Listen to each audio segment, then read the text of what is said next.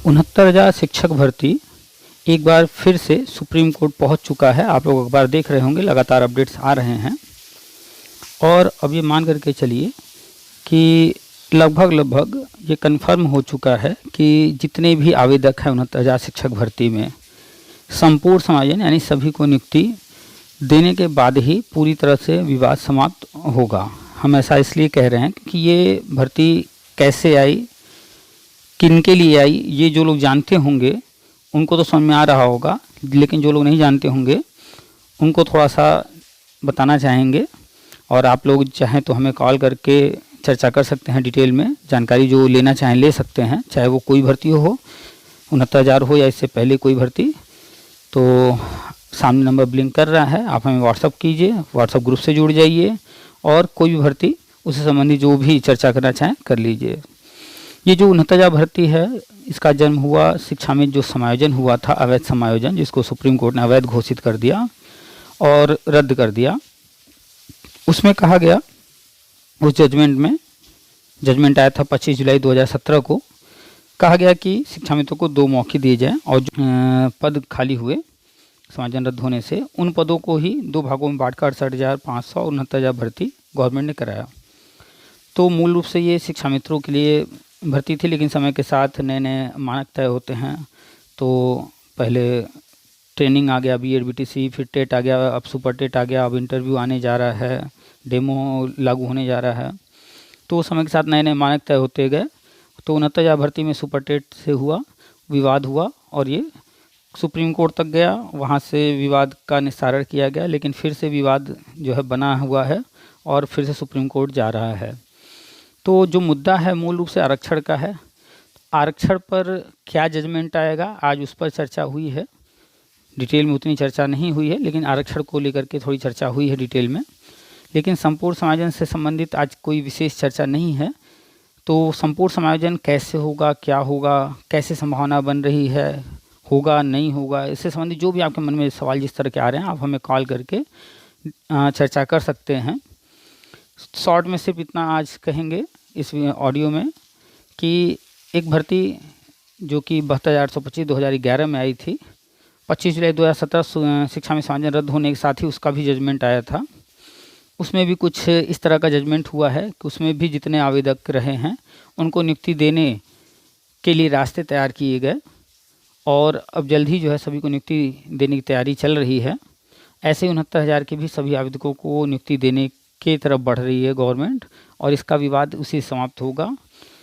हम लगातार बताते रहते हैं, वर्षवार नियुक्ति, हर कक्षा में शिक्षक योजना, जो लोग पहले से जुड़े हैं वो सारी बातें सुन रहे होंगे। ये सारी चीज़ें होंगी, इन्हीं से ही सारे विवाद समाप्त होंगे। तो आप चाहे वर्षवार नियुक्ति कहिए हर कक्षा में शिक्षक योजना के तहत, या संपूर्ण समायोजन कहिए, 69,000 आवेदक, 68,500, 72,000, 12,460, जितने भी पुराने मैटर हैं, पुराने विवाद हैं, उनका एक ही निस्तारण है, सभी को नियुक्ति दे करके मैटर को समाप्त कर दिया। और ये कोई असंभव सी बात नहीं है, बिल्कुल संभव है। हम इस पर लगातार चर्चा करते रहते हैं, आप हमारे चैनल पर पुराने ऑडियो सुन सकते हैं।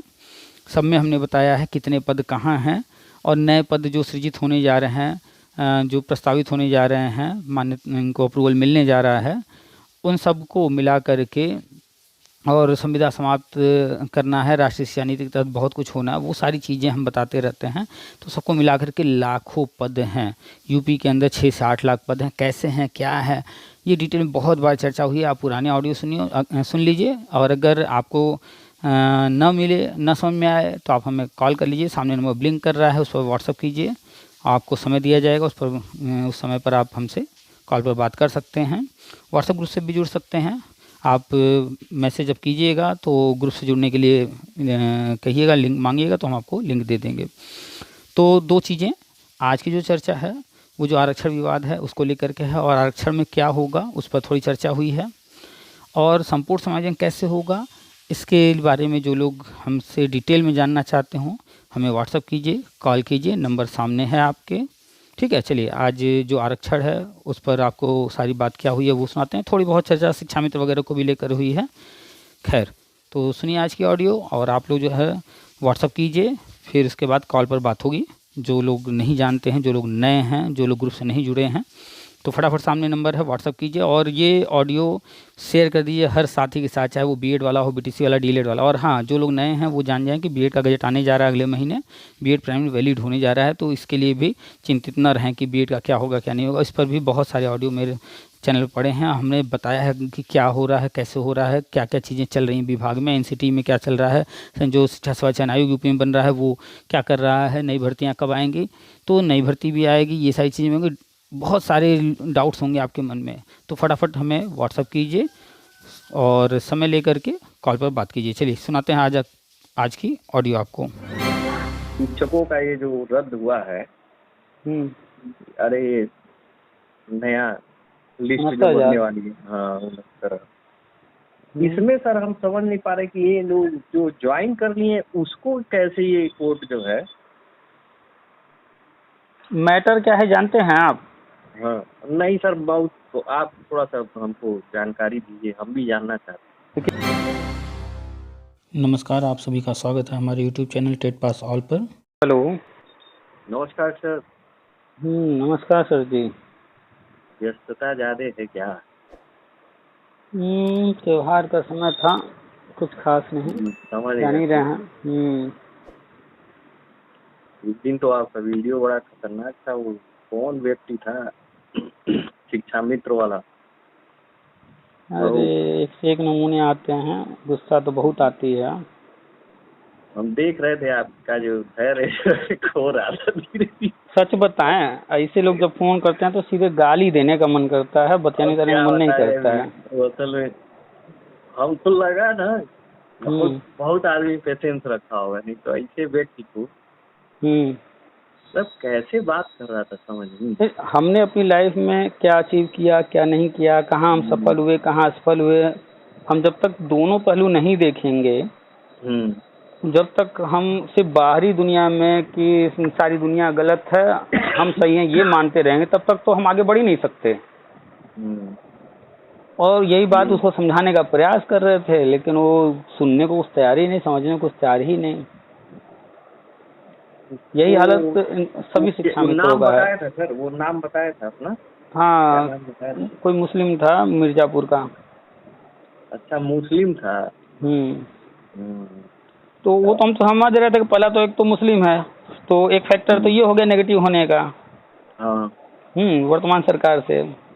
दूसरा शिक्षा मित्र चयन रद्द हुआ है, तो एक फैक्टर ये हो गया। दूसरा अच्छा क्या रद्द हुआ था सर? वो मानदेय वाला समायोजन जो हुआ था, शिक्षा मित्रों जो अखिलेश यादव किए रहे समायोजन। अच्छा हाँ, उसकी वजह से भी हो सकता, तो उसकी वजह से नेगेटिव।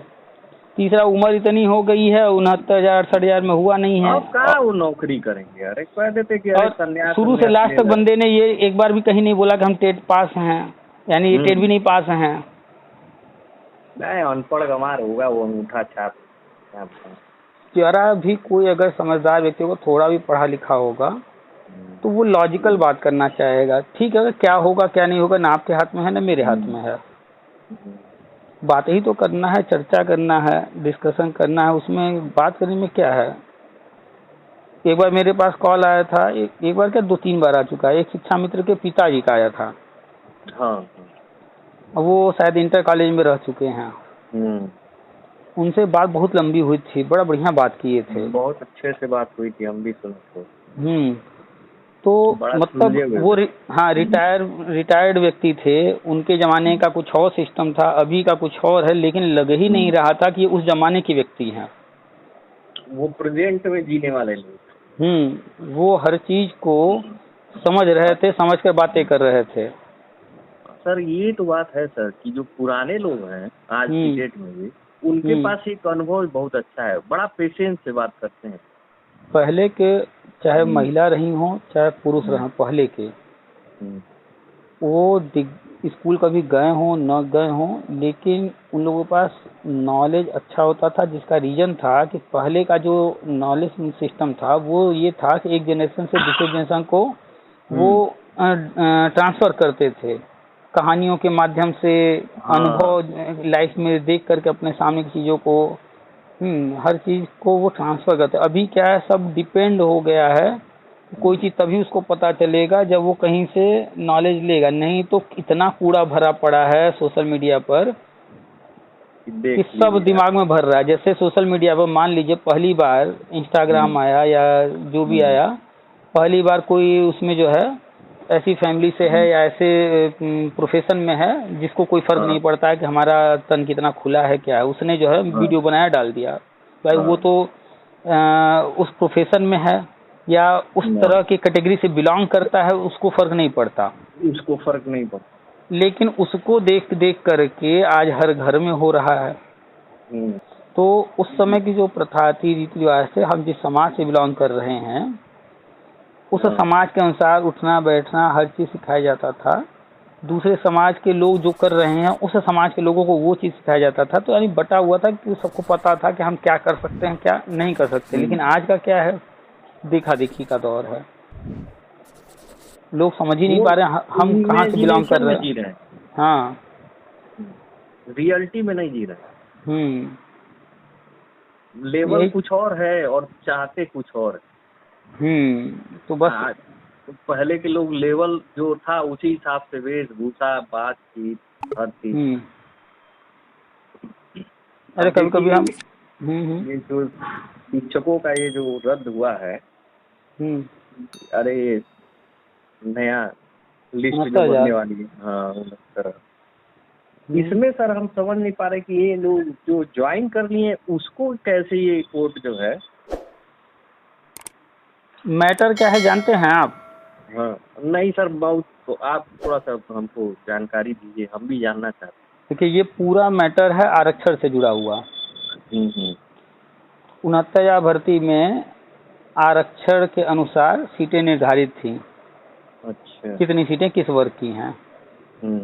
अभी हमने ग्रुप में 2 दिन पहले शेयर भी किया है कि किस वर्ग की कितने सीटें थी और उस वर्ग में कितने कितने लोग, अनारक्षित में कितने लोग आए, ओबीसी में कितने, एससी में कितने, एसटी में कितने, अनारक्षित में जो लोग आए तो उसमें जनरल कितने आए, ओबीसी कितने, ये पूरा गवर्नमेंट का डाटा है। अच्छा, वो शेयर किए हैं ग्रुप में। है क्या मैटर कि जो पुराना सिस्टम आरक्षण का था पहले जी, उसमें समय समय पर थोड़े बहुत कभी कभी बदलाव हल्का फुल्का हुआ है या सुप्रीम कोर्ट कुछ ऑर्डर आए उसका पालन हो रहा है और उन कोर्ट ऑर्डर्स का या कहीं कुछ बदलाव हुआ है अभी लोगों तक पूरी जानकारी पहुंची नहीं है, बहुत सारे लोग जानते नहीं हैं। अच्छा, लेकिन ये जितने नेता बने हैं ये सब जानते हैं। हो सकता है जब शुरुआत में कूदे होंगे तो न जानते रहे हों, लेकिन इतने साल से नेतागिरी करते करते जान तो गए हैं, लेकिन फिर भी आज भी जो है अपना दुकान चला रहे हैं, जानते तो सब हैं। तो कुछ ऑर्डर सुप्रीम कोर्ट के हम आपको याद दिला दें। जैसे एक मैटर है क्रीमी लेयर का। हाँ, क्रीमी लेयर वाला है। माता पिता दोनों गवर्नमेंट जॉब में हैं तो वो क्रीमी लेयर में आ गए। भैया अब उनको आरक्षण की क्या जरूरत है? आरक्षण का मूल पॉइंट क्या है कि जो ऐसा व्यक्ति है जो सक्षम नहीं है, ऐसा परिवार है जो सक्षम नहीं है, वो आगे नहीं आ पा रहा है, ऐसे लोगों को आगे लाने का प्रयास करना, उनको मौका देना। आरक्षण का मूल सार तो यही हमें समझ में आया आज तक। अब अलग बात है कि उस समय परिस्थितियां ऐसी थी कि जातिगत दिया गया। खैर, तो क्रीमी लेयर ये जो है इसके तहत जिनके माता पिता दोनों गवर्नमेंट जॉब में हो गए, उसमें भी कुछ शायद बना हुआ है, किस ग्रेड में कैसे कुछ हमें पूरा उसके बारे में डिटेल नहीं पता है। हम लोग का है वो क्रीमी लेयर में ही हम लोग की वर्ग आता है, ठीक है। अच्छा, ओबीसी में इसमें स्पेशली कुछ वर्गों को डाला गया है क्रीमी लेयर। देखिए आरक्षण जब भी बात होगी तो जनरल की तो बात नहीं होगी। नहीं, ओबीसी एससी और एसटी। हाँ, तो आपके यहाँ कौन कौन गवर्नमेंट जॉब में था? माताजी पिताजी दोनों लोग? पिताजी के वक्त तो पिताजी सिर्फ थे, तो क्रीमी लेयर का आपका कनेक्शन क्या रहा फिर? क्राइटेरिया ये था ना, क्रीमी लेयर में जो अमाउंट था उस पे बेस्ड। अच्छा, वो अमाउंट बेस पर है।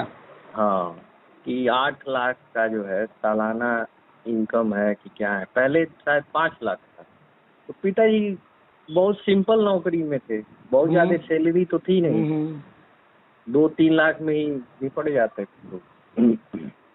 उस आधार पे जैसे हम लोग को बनवाना पड़ता था एप्लीकेशन देके, उसमें मतलब वो जांच होती थी तो पाया जाता था तब बनता था सर्टिफिकेट। शुरू में बनता था इस तरह से, फिर वो जब एक बार बन गया तो फिर वो कंटिन्यू होता गया। हाँ ये है कि अगर भाई है कोई है तो वो आपके एवज में नहीं काउंट होगा। हाँ, भाइयों का तो अलग हो जाएगा।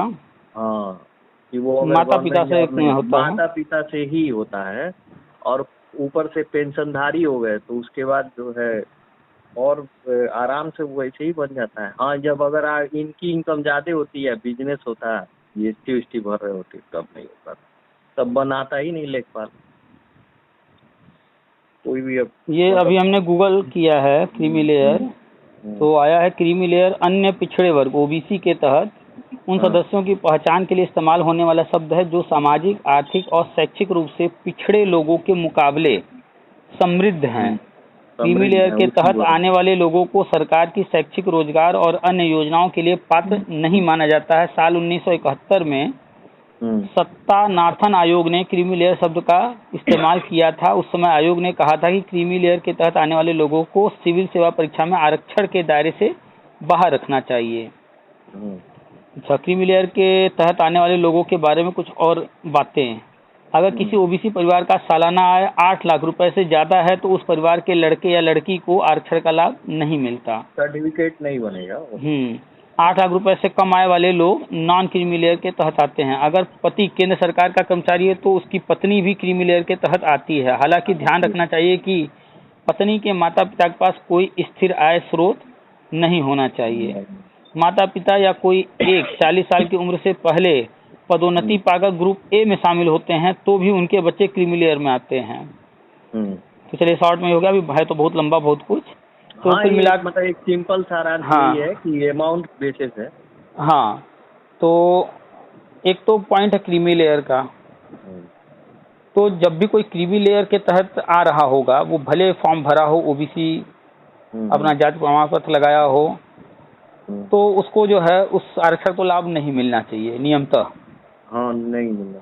अच्छा, अभी हम लोगों ने एक पॉइंट पर बात किया। दूसरा, पहले एक सिस्टम था रीसफलिंग का, यानी कि अनारक्षित भर दिया गया, इसके बाद OBC भरा जाएगा, उसके बाद SC का भरा जाएगा, उसके बाद ST का। अगर OBC SC ST में ऐसे व्यक्ति मिलते हैं जो कि इतने नंबर रखते हैं कि जो अनारक्षित में जनरल सेलेक्ट हो गया है उससे ज्यादा उसके नंबर आ रहे हैं, तो उसको जो है OBC से उठा करके फिर से अनारक्षित में डाल देंगे, और जो जनरल वाला वहाँ, हाँ, जो जनरल वाला अनारक्षित में है सेलेक्ट, उसको बाहर कर देंगे। तो ये रीसफलिंग पहले होता था। बाद में इस पर सुप्रीम कोर्ट का ऑर्डर आया, सुप्रीम कोर्ट ने रीसफलिंग पर रोक लगा दिया। अच्छा, एक और ऑर्डर है सुप्रीम कोर्ट का कि आवेदन करते वक्त जो जिस कैटेगरी से आवेदन करेगा वो सदा उसी कैटेगरी में रहेगा लास्ट तक। एक और सुप्रीम कोर्ट का ऑर्डर है कि दोहरा आरक्षण, यानी कि जैसे एक उदाहरण ले रहे हैं कि 69,000 को लिया जाए, तो 69,000 में बंदे ने जो है पहले आरक्षण लिया, जो है टेट में आवेदन किया, टेट पास कर लिया आरक्षण के तहत, फिर उसने जो है 69,000 का फॉर्म भरा, सुपर टेट में आरक्षण का लाभ लिया। फिर जब 69,000 की मेरिट लिस्ट बन रही है, फिर वहाँ आरक्षण के तहत उसको लाभ, यानी एक ही व्यक्ति कई बार आरक्षण का लाभ एक ही भर्ती में ले रहा है। हमने कुछ छोटा उदाहरण लिया, ये उदाहरण कितना सटीक है कितना नहीं हम नहीं कह सकते, लेकिन एक छोटा सा बस समझाने के पर्पज से लिए हैं। अभी इसके बारे में उतना डिटेल हम जजमेंट पढ़े नहीं है क्या कहा गया है। तो कुल मिलाकर के उसमें यही कहा गया है कि एक व्यक्ति को कई लेवल पर यानी कई बार आरक्षण मिल रहा है। तो इस तरह के 4-5 मैटर हैं। तो ये सारे मैटर जो आदेश आ चुके हैं, हाँ, पुराने हैं। और हमको लगता है ये सारी चीजें जो है आज से 5-7 साल पहले के सारे ऑर्डर हैं।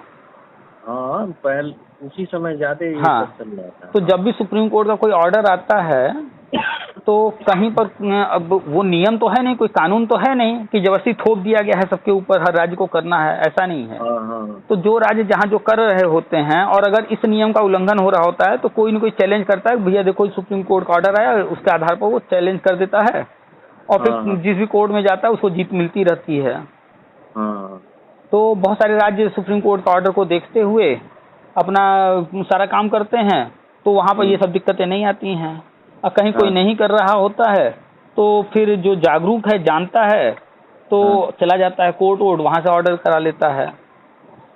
तो जनरली आप देखेंगे IAS PCS वाले जो है ये सब अक्सर जो है चैलेंज करते रहते हैं, ये सब जजमेंट वजमेंट वो सब जानकारी रखते हैं। तो अभी तक अक्सर विवाद IAS PCS वाले में, SSC वाले में, इन सब में विवाद होता था और वो लोग कोर्ट लेकर के जाते थे और कोर्ट पुराने जजमेंट सुप्रीम कोर्ट के ऑर्डर के अनुसार फिर उसमें ऑर्डर करती थी। तो अब 69,000 भर्ती हुआ, शिक्षक भर्तियों में भी इस तरह का चीज होना चाहिए था। तो ये सारा मैटर, सारा जो ऑपरेट कर रही है, जो पूरा खेल चला रही है, वो यूपी सरकार है। यूपी सरकार ने 69,000 भर्ती में अपना जो भी करना था जजमेंट को ध्यान में रखते हुए सारा काम कर लिया। और जानते हैं कि जब भी कोई सत्ता पक्ष होता है, कोई काम करता है, तो जो विपक्ष में होता है उसमें वो कमी हो तो भी, ना हो तो भी जबरदस्ती जो है बुराई करने के लिए कुछ न कुछ मुद्दा बनाता है। और ये जो धरना वरना करते हैं, जितने नेता बने रहते हैं, ये सब किसी न किसी विपक्षी पार्टी के सपोर्ट से होते हैं। कोई अपने से नहीं अचानक से नेता बन जाता है, कहीं न कहीं से उसको सपोर्ट मिल जाता है, सपोर्ट मिलता है। तो मुद्दा बना करके आरक्षण को जो है, गवर्नमेंट को जो है बदनाम करने की कोशिश लगातार हो ही रही थी। तो उस वक्त द्विवेदी जी थे, द्विवेदी जी ने बस उसी में जो है जो धुआं उठ रहा था उसमें बस थोड़ा सा चिंगारी लगा दिया। उन्होंने एक लिस्ट जारी करके इन लोगों को हाथ में दे दिया कि इतने लोग जो है ऐसे ऐसे हैं, ये जो है बाहर हैं, जो भी उसमें लिखा रहा हो। तो वो लिस्ट लेकर के खूब ये लोग हल्ला मचाए। जब वो लिस्ट शेयर होते होते मेरे पास आया, तो उसको हमने भी देखा।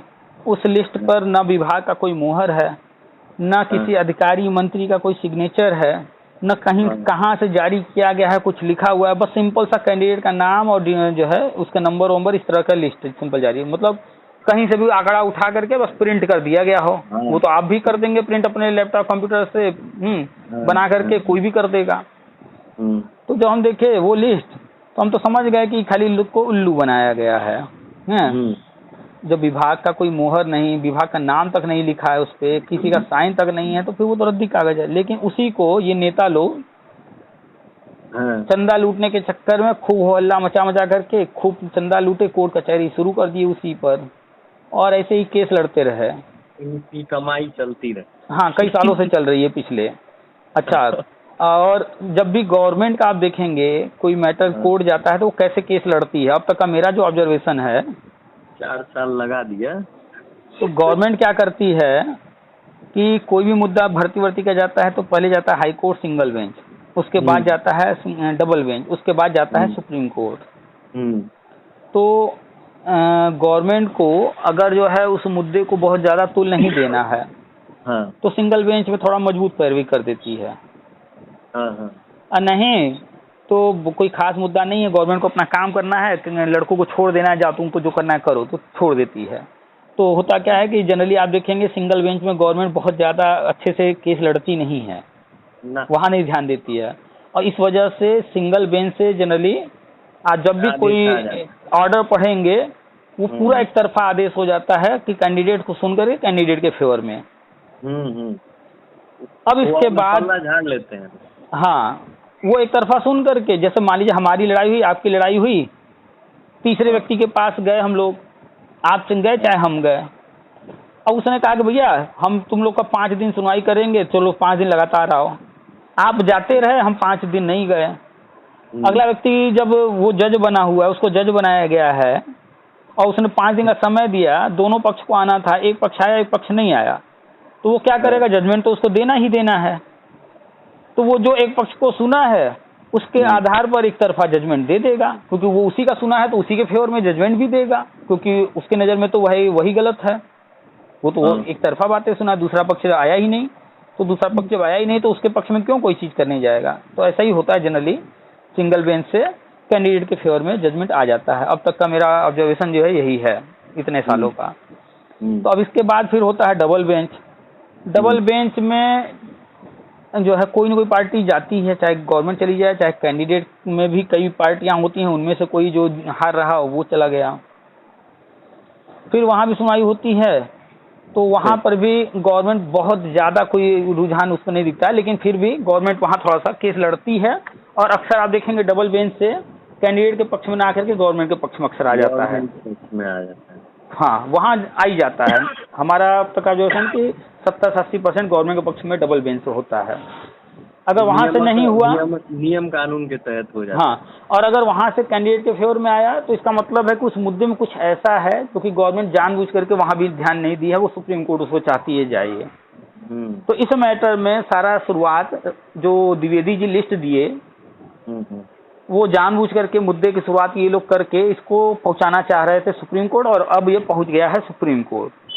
अब सुप्रीम कोर्ट पहुंचाने का कारण क्या है, ये जितने पुराने ऑर्डर हैं शिक्षा विभाग में भी अब सभी भर्तियों में, अब भाई सुपरटेट पहले होता नहीं था, अब होना शुरू हुआ है।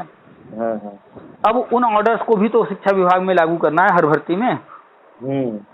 तो अब इसको ये लोग खुद ही चाह रहे थे कि सुप्रीम कोर्ट तक जाए, अब ये पहुंच गया रहा है सुप्रीम कोर्ट।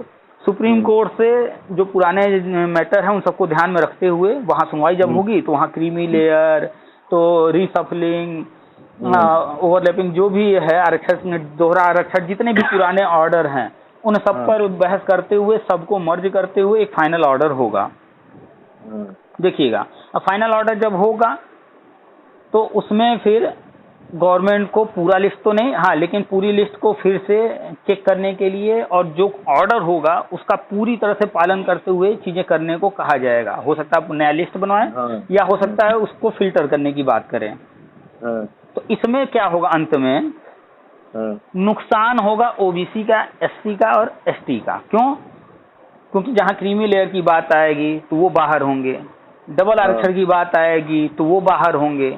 आप जिस कैटेगरी में आवेदन किए हो उसी कैटेगरी में ही रहना है, दूसरे में नहीं जाना है। तो अगर ऐसा कोई हुआ होगा तो वो बाहर होगा।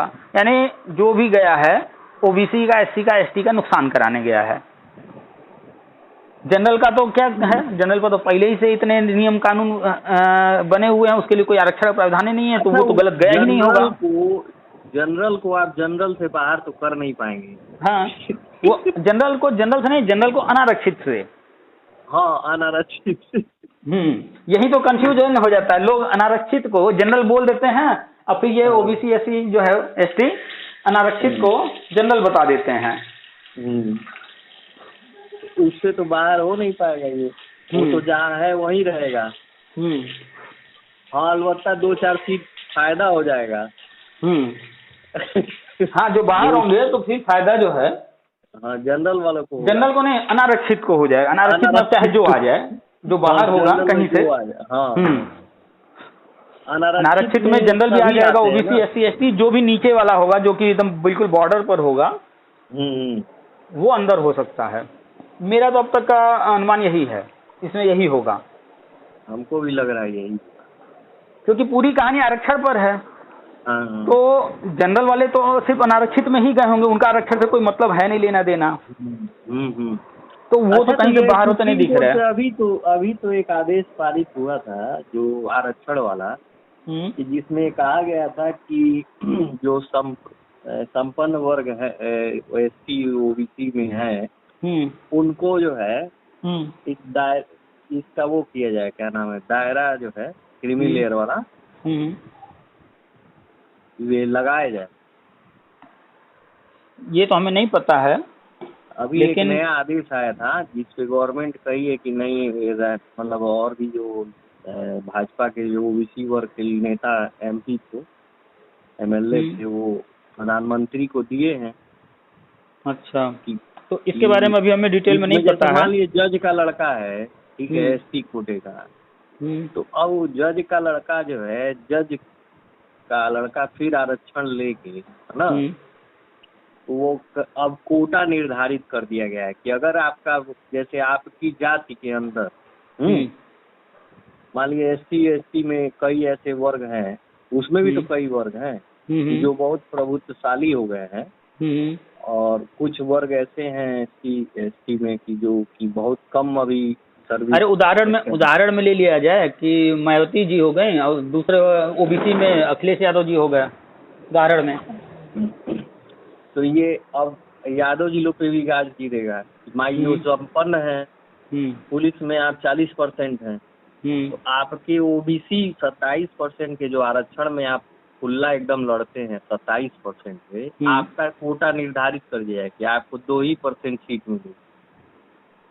अच्छा, नहीं समझ गए ना सर? हाँ समझ गए कि मतलब OBC के अंदर भी आपका कोटा निर्धारित रहेगा, इतने में ही आप रहेंगे बस। हाँ, अति दलित वाला सिस्टम जो नीतीश कुमार वाला है। ये आदेश तो सुप्रीम कोर्ट से आ चुका है।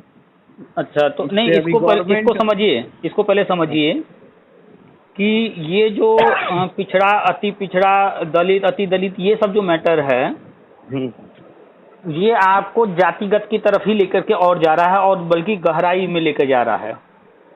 हाँ, गहराई में लेके जा रहा है, लेकिन अब यहाँ पर एक और चीज शुरू की है।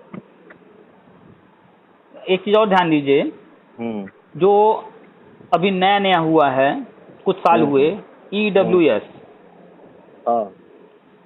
कोर्ट नियम नहीं बनाती है, कोर्ट क्या करती है, नियम का पालन कराती है। अगर उसमें कहीं कोई चीज है उलटफेर, तो कोई जजमेंट ऐसा देती है, फिर उस जजमेंट का पालन होता है। लेकिन अगर नियम कोई बन गया तो फिर वो जजमेंट भी बेकार हो जाता है, पुराना हो जाता है। तो यहाँ ये ध्यान दीजिए कि कोर्ट का जजमेंट कुछ समय के लिए जो है उदाहरण हो सकता है, लेकिन हमेशा वो उसी का पालन हो ऐसा नहीं, आगे चल करके नए नए नियम बनते हैं। तो हम लोग का मूल पॉइंट रहना चाहिए नियम। तो नियम अभी जो नया बना EWS, तो EWS का जो बन गया है, और आप कोई भी भर्ती का EWS जहां लागू हो रहा है और उठा करके लिस्ट देखिए कट ऑफ, तो आप पाएंगे कि एक तो EWS को आरक्षण मिल रहा है EWS का, और दूसरा जो जिस वर्ग में आवेदन कर रहा है उसको उसी वर्ग में रखा जा रहा है, उसके बाद कट ऑफ जारी किया जा रहा है। तो इसके कारण हो क्या रहा है कि EWS का कट ऑफ OBC के कट ऑफ से भी नीचे रह रहा है। अनारक्षित का कट ऑफ कभी कहीं पर OBC के कट ऑफ से नीचे रह जा रहा है, क्योंकि जो जिस कैटेगरी में आवेदन करेगा उसी में रह जाएगा। तो ऐसा हो रहा है। इन सारी चीजों को देखते हुए हमारा पुराना पोस्ट भी होगा, कहीं खोजना होगा, और पहले भी हम कई बार बात किए हैं कि लोगों से आने वाले वक्त में OBC वर्ग खुद ही मांग करेगा कि हमारे में भी आप जो है 5-10% में जो भी बनाना हो EWS बना दो, इकोनॉमिकल वीक वाला। तो आने वाले टाइम में वही बनाया है सुप्रीम कोर्ट।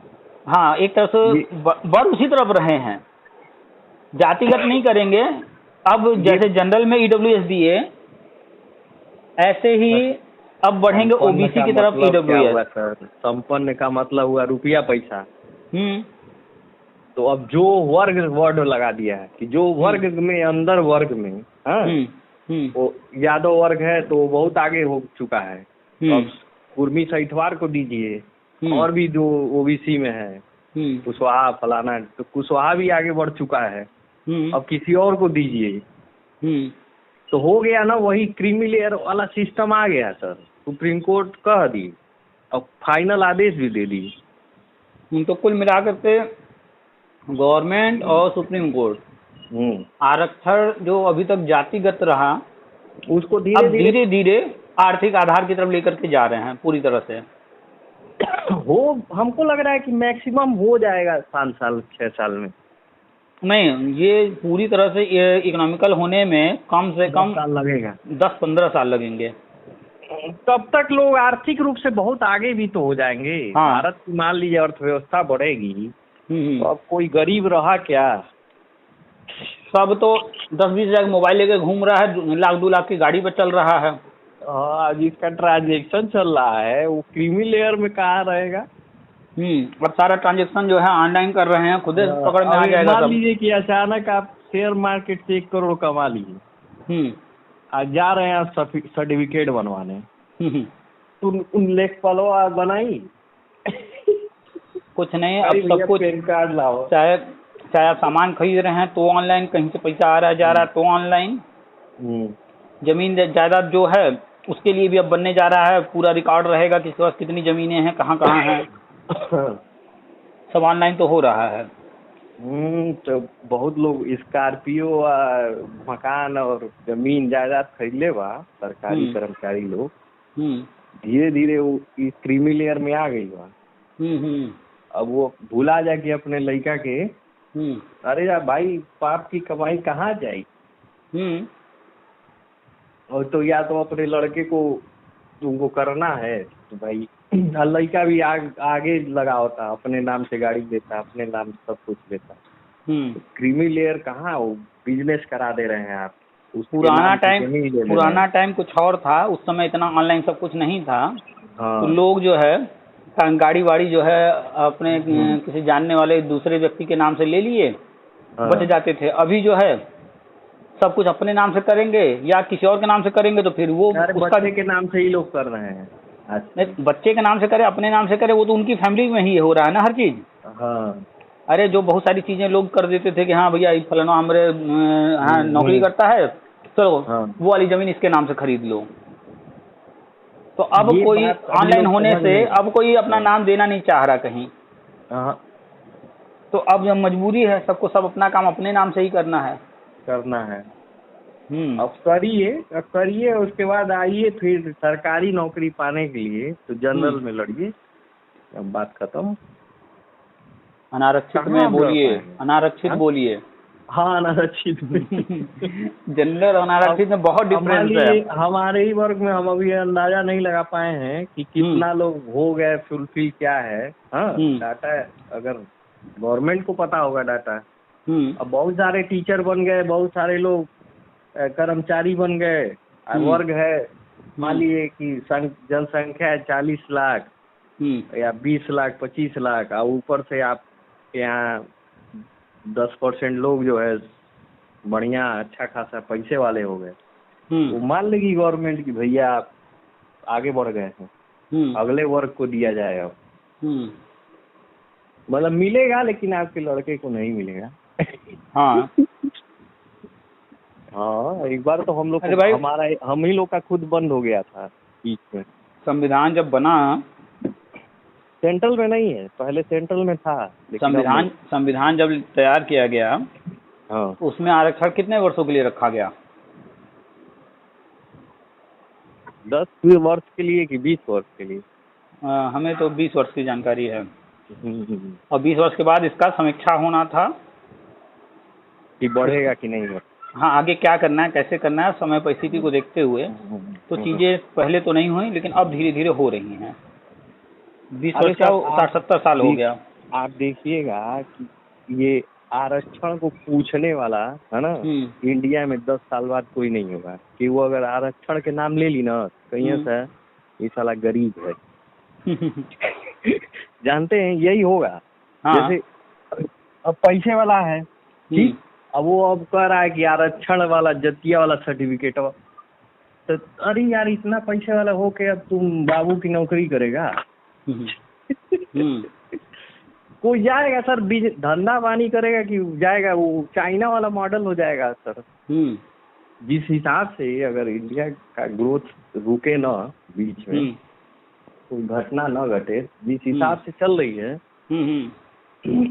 उस हिसाब से तो मुझे लग रहा है कि बहुत बड़ा बदलाव आ जाएगा। अरे आज जो है कोचिंग ट्यूशन का बहुत तेजी से भरमार है और लोग जो है खूब पढ़ा रहे हैं। लेकिन एक समय ऐसा था जब किसी का बच्चा ट्यूशन पढ़ता था तो उसको हीन भावना से देखते थे, अरे उनका बच्चा बड़ा कमजोर है। तो आने वाले समय में ऐसी ही हीन भावना हो जाएगी, अरे वो तो आरक्षण से जो ये कर रहा है वो कर रहा है, आरक्षण का सर्टिफिकेट बनवाया है।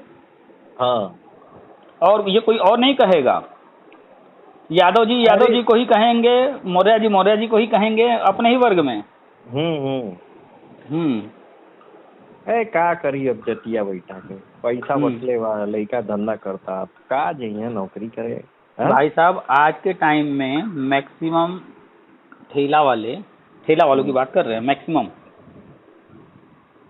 हम देख रहे हैं कि अपने लड़कों को बढ़िया। पढ़ा नहीं रहे हैं सब, वो सीधे बढ़िया। दुकान पे लगा रहे हैं। अरे रोज का जो 1000-2000 कमा रहा है ठेला से, सरकारी नौकरी देगा उतना पैसा? 1000-2000-5000 रुपया महीना रोज का कमा रहे हैं। हाँ। और ये भी नहीं कि पूरे दिन उनको ठेला लगाना है। शाम को 4 बजे 5 बजे लगा रहे हैं, 8-9 बजे तक मस्त काम किए, हो गया। एक दिन हम सुने थे सर कहीं पे कि कोई बात कर रहे थे लोग, हमारे फ्रेंड लोग, कोई ठेला वाला था, क्या था, 7 करोड़ कैश रखा था वो। बहुत सारे न्यूज आते रहते हैं। 7 करोड़ सर, 7 करोड़ बैंक में भी नहीं रखा था वो, अपने पास कैश। हाँ? अपने कैश है उसके पास। वो अकड़ाया पकड़ाया नहीं है, कैश में काम करता है, कैश ही रखता। आप किसी भी जो है ठीक ठाक मिठाई की दुकान, चाट की दुकान, चाय की दुकान देख लीजिए, सब तो चल रहे हैं। इतना चल रहा है दुकान, पूछिए मत। अगर कोई जो है सिर्फ समोसा बेच रहा है और 1 रुपया समोसा पर कमा रहा है, और सुबह से शाम तक अगर उसने समोसा ही जो है सिर्फ बेचा, 1000 बेचा तो 1000 रुपया कमा लिया। हाँ। 500 बेचा तो 500 कमा लिया। और खाली समोसा तो रखेगा नहीं, चाय भी रखेगा और भी चीजें रखेगा। तो अगर सुबह से शाम तक 500 चाय बेचा, अगर 1 रुपया भी कमाया चाय पर, तो 500 रुपया हो गया। और चाय आजकल 10 रुपये का बिक रहा है, उस पर लागत कितनी है? लागत जो है 5 रुपये से भी कम है, बिक रहा है 10 रुपये का। तो एक चाय पर अच्छी खासी जो है प्रॉफिट है। समोसा भी बिक रहा है 10 रुपये के नीचे तो कहीं बिल ही नहीं रहा, अब हमें लग रहा है 10 रुपये सीधे हो गया है। अरे 7 रुपये 8 रुपये तो नॉर्मल है। हाँ, नॉर्मल दुकानों पर 7 रुपये, नहीं तो ठीक ठाक दुकानें हैं तो 10 रुपये दे रहे हैं। तो 7 रुपये 8 अगर ले लिए तो 30 रुपये।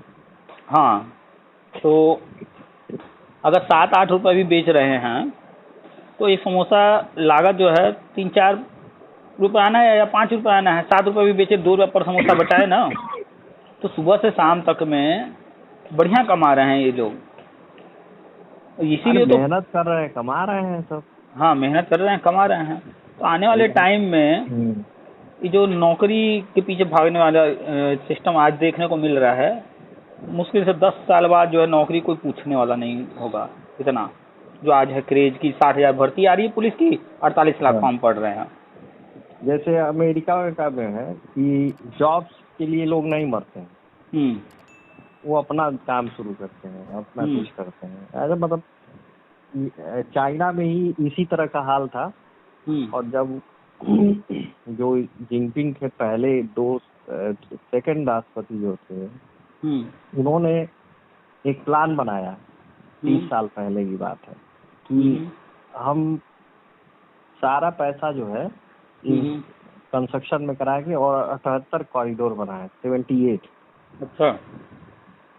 और 78 कॉरिडोर का मतलब आप सोचिए, अंदाजा लगाइए। भारत अभी तक हमको लग रहा है कि 12 ही कॉरिडोर शायद डेवलप किया है।